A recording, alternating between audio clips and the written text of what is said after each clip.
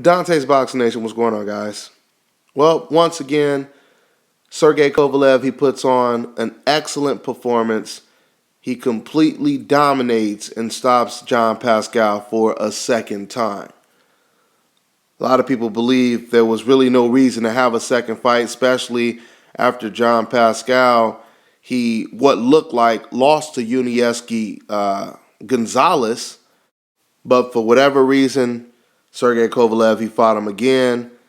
I don't know if maybe, this was a way for Sergey Kovalev to take a little bit of a break, because I do give Kovalev a lot of credit. There aren't a lot of fighters today that are willing to fight anybody or anyone. And I can tell you right now, fighters like Andre Ward and Sergey Kovalev, they have always been willing to fight the most dangerous opponents around their weight class. Now, before I go ahead and talk about the ridiculous biased commentary of Jim Lampley, let me first talk a little bit more about the actual fight.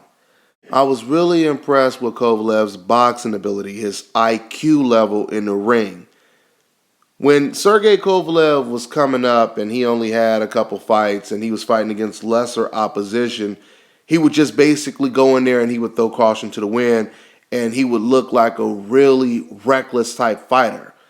He would basically leave himself open for counters, and it was really because he was just focused on getting the knockout. But now, since he stepped up in competition, he fights a lot smarter. He's not just going in there as a Terminator. Kovalev is really a boxer. He's just a boxer with a lot of power. So you could call him a puncher boxer or a boxer puncher. Kovalev is really good at controlling distance. He's a long-range fighter. Kovalev, just like Gennady Golovkin, even though they don't have the same style, but one thing they share in common is neither one of these guys are really inside fighters. They're not inside fighters. Gennady Golovkin, he pressures you, but he doesn't really fight on the inside. He's more of a mid-range hooker. He doesn't like you to be all up on him like a Marcos Maidana, all on the inside. He needs room to let those hooks go. Okay? Now, when it comes to Sergey Kovalev, he needs a lot of room to throw those straight punches. Sergey Kovalev is tall. He has very long arms. He wants to keep you at the end of his punches so he can land that jab and then eventually land that bomb right hand. I think John Pascal's game plan was all wrong for Sergey Kovalev's style. I mean, John, he basically did everything Kovalev wanted him to do, kind of like what Lemieux did when he was fighting against Gennady Golovkin. What John Pascal was doing is he was trying to fight Sergey Kovalev from the outside. So he's in range to get hit with all of the tail end of Kovalev's punches. I believe what John Pascal had to do to be more successful in this fight is crowd Kovalev, smother him, make him uncomfortable, make him feel uncomfortable by being all over him. But sitting on the outside and just basically waiting for Kovalev to pepper you with jabs and right hand, that's not a winning strategy. This is the reason why I believe Andre Ward, he's going to give Kovalev a lot of problems, because Andre Ward is very good at smothering you. Andre Ward, he's going to go in there and try to take away Kovalev's right hand and his jab. He's going to try to make this an inside fight, because it's only common sense that if Kovalev is able to extend his right hand, he's going to get all of the power out of that right hand. But if you stay close to him, he can't extend that right hand. And therefore, you take some of the power off of the punch. I believe this is what Andre Ward is going to do. And this is no guarantee that Andre Ward will beat Kovalev, because, man, Kovalev is a very intelligent boxer. I just don't know how he's going to be able to deal with someone making it a rough, tough inside fight. We haven't seen him deal with that yet. So it'll be interesting, man. It'll be really, really interesting. I don't think Adonis Stevenson has the style to really beat Sergey Kovalev, because Adonis Stevenson, to me, is more of a one-arm fighter. He just relies on landing his left hand. You're not going to beat somebody like Kovalev with one hand. You're going to have to beat him with both hands. And once again, I truly believe you're going to have to get on the inside. You're going to have to take away his long right hand. Take away that beautiful jab that that Kovalev has. Something else that was impressive, man, he was doing some real slick stuff in there against Pascal. He finds openings. If Kovalev can't land his jab, he'll surprise you and catch you with a lead right hand. And it kind of was reminiscent of when Floyd Mayweather throws his lead right hand. Kovalev is a very intelligent boxer. I give him that. He's a very intelligent boxer in the ring.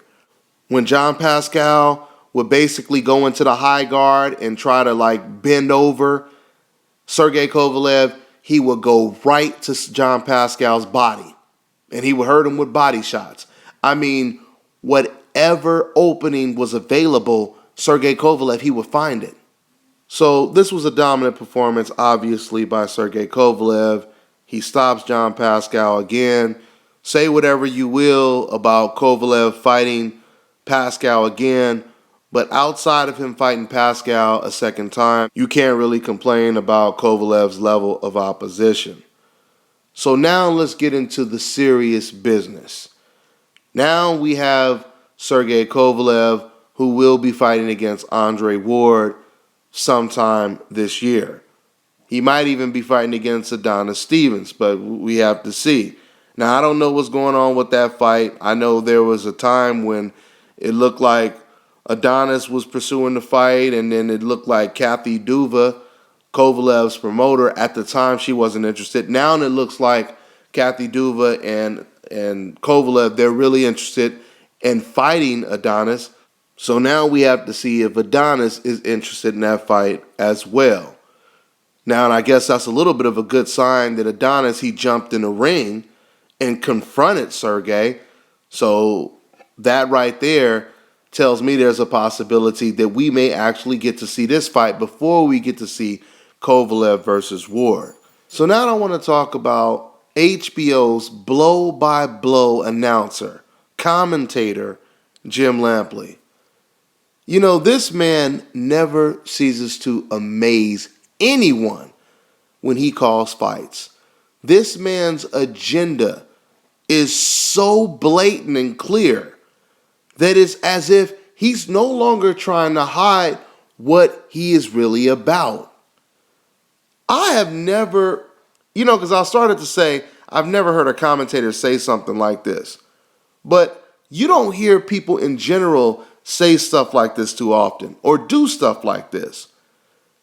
Jim Lampley had the audacity to basically defend Sergey Kovalev by basically saying that maybe Sergey Kovalev wants to punish John Pascal for calling him a racist. That is the most ridiculous, absurd thing I have ever heard in my life. Listen, the one thing about me is, unlike a decaf, I can separate personal feelings towards a person. I can separate that from logic. In other words, I can talk boxing without allowing my personal thoughts about a person cloud my vision and interfere with my job. This is something that Jim Lampley cannot do. When it comes to Sergey Kovalev, listen, man, there's no sugarcoating this. There's no doubt about it. Sergey Kovalev is a racist. There's no doubt about that. That's not up for debate. Telling somebody who the 5 greatest fighters of all time, that's debatable. But not Sergey Kovalev being a racist or not being a racist. All right? When you are bold enough to go to your social media sites and call black people monkeys, go on radio shows speaking in Russian, calling black people the N-word, It's obvious you're a racist. But once again, if you guys notice, when I talk about Sergey Kovalev, I tell you guys how good he is. I tell you guys how impressive his boxing skills are. But if you're going to ask me what type of person he is, this man is a racist, there's no doubt about it. Now, of course, because racism still exists today, racist people are going to post comments and they're going to say, hey, that wasn't racist. Hey, it's nothing wrong with calling black people monkeys if they really look like one. That's not offensive at all. Now, the reason that we know for a fact that these ignorant fans that try to sit here and say this stupid stuff like, hey, that's not offensive, the reason why we know that even they know it's offensive is because they never say stuff like that to black people directly. If it wasn't offensive, you would be saying it to black people left and right. But how many black people have you said that to directly? Not too many, right? Why? Because it would be perceived as offensive. I mean, that is just common sense. Imagine you introducing your friend to your mother or your grandmother, right? And your friend, he looks at her and says, oh my God, you are ugly. I mean, look, you got teeth missing, you're overweight, you are hideous to look at. Are you guys going to honestly tell me that if this guy said this about your mom, your grandmother, someone in your family, you're going to say, oh, you know what? That's okay. Because you know what? My mom really is ugly. My grandmother, she really is ugly as hell. So don't worry about it, bro. That wasn't offensive at all. Do you think someone is going to say that? Of course not. They're going to be extremely offended, right? So for you to sit over here and say, hey, well, it's not offensive to call Adonis Stevens a monkey because he really looks like one. Okay, if it's not offensive, let me see you go out and call somebody that. Let me see you walk up to a group of black guys and pick out the one person who you believe looks like a monkey and say that to that one guy. It's not offensive, right? You ain't gonna do that. Why? Because you know that shit would be perceived as extremely offensive. So during the broadcast, Jim Lampley, he says maybe Kovalev wants to punish Pascal for calling him a racist. Can you guys believe the shit that comes out of Jim Lampley's mouth while he's calling a professional boxing event? Basically, the point that he was making is it's more offensive to call a racist person a racist than it is to actually be a racist. Because he didn't talk about what Sergey Kovalev said towards anyone's race. He just basically said that this is payback for Kovalev because someone called him a racist. I mean, if you listen to the way Jim Lampley put it, he tried to make it sound like John Pascal called Kovalev a racist for no reason at all. Like he just made it up. And now, because Pascal would say such a horrible thing, now Kovalev has to punish Pascal for having the audacity to say something like that about Kovalev. Once again, Jim Lampley doesn't explain the picture that Kovalev put on his Twitter. He doesn't explain Kovalev going on radio shows calling black people the N-word for no reason at all, by the way. He doesn't explain that at all. Just, oh, Pascal called him a racist. Now Kovalev wants to punish him for that.